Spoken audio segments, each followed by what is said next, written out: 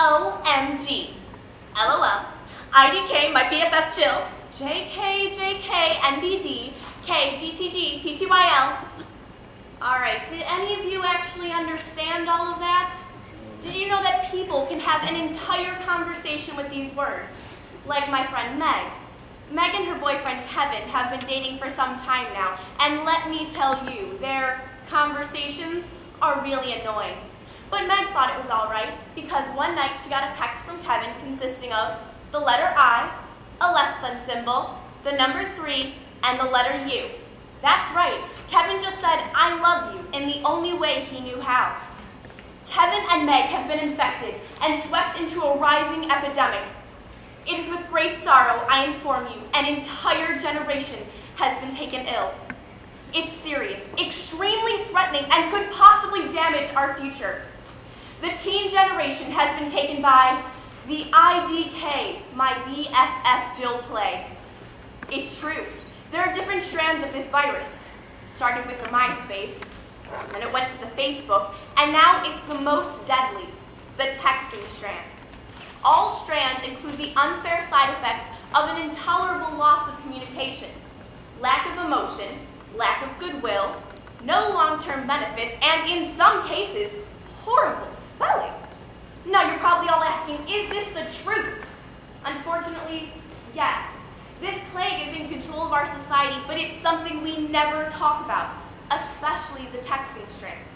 An average teen sends over 1,700 texts per month, and studies have shown that over 80% of teens prefer to text rather than talk on the phone. On top of that, our conversations are also suffering. A text doesn't start with, hey, how was your day today? It starts with, sup, what time we gotta be there. We don't discuss anything of substance. We talk about the newest phone and how great it works for texting. We don't even call our friends to cheer them up. We send them a smiley face in a text and hope that it has some impact. The lack of communication gripping our society is actually quite frightening. And as each year progresses, we move further towards technology's plague and further away from its vaccine. Now you're probably all asking, is it fair? No, nothing about this plague is fair. This plague results in the loss of a teen's ability to hold a conversation, as well as the loss of emotion, tone, and emphasis found in speaking. Not to mention, some friends become ignored because they're not part of Faith 5 or your circle. I don't understand what's fair about that, just as I don't understand what's fair about being afraid of face-to-face communication.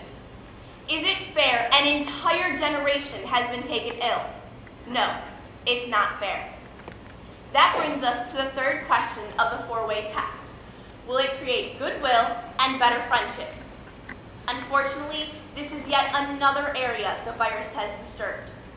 Goodwill within our society helps create a strong immune system as we correct injustices and reach out to members in our society in need of assistance. We learn of those hardships through open and willing communication, and then we work together to fix them. If we are not comfortable enough to speak to one another, if we are not able and willing to discuss, how will we learn of these hardships? And then if we do, how will we reach out and have an impact? That one side effect will then trigger the loss of our friendships. Communication is pertinent in a friendship. Communication, but more specifically, open and honest dialogue. For it has been said, to engage someone in dialogue is to recognize and have faith in him. Therefore, dialogue is the most basic building block of a friendship. Dialogue, not texting. Through texting, we try to create an incredibly personal relationship through perhaps the most impersonal, unemotional way. I don't understand what's fair about that, or how it can create better friendships when we are the ones with emotions and feelings. Even Charles Dickens once said, electric communication will never be the substitute for the face of someone. Imagine if he could see our world today and this plague we are facing. What would he say? I can assure you he would agree with me when I say no. This lack of communication, this plague we are facing, will not create goodwill and better friendships. This leads us then to the final question of the four-way test. Is it beneficial to all concerned? Personally, I find no means in which a lack of communication can be beneficial to anyone.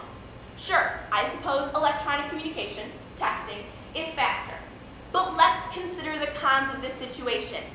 Through texting, we cause our relationships to suffer, our speaking skills to erode, the value of family and friends to become lost, and career prospects to fade away. In addition, our culture will become warped by this plague, and we ourselves will lose the connection to the world because so many of us succumb to this disease. Is any of that beneficial? No, it's not. Currently, a lack of communication is sweeping the globe and infecting so many. This plague is an unfortunate truth. This plague is not fair.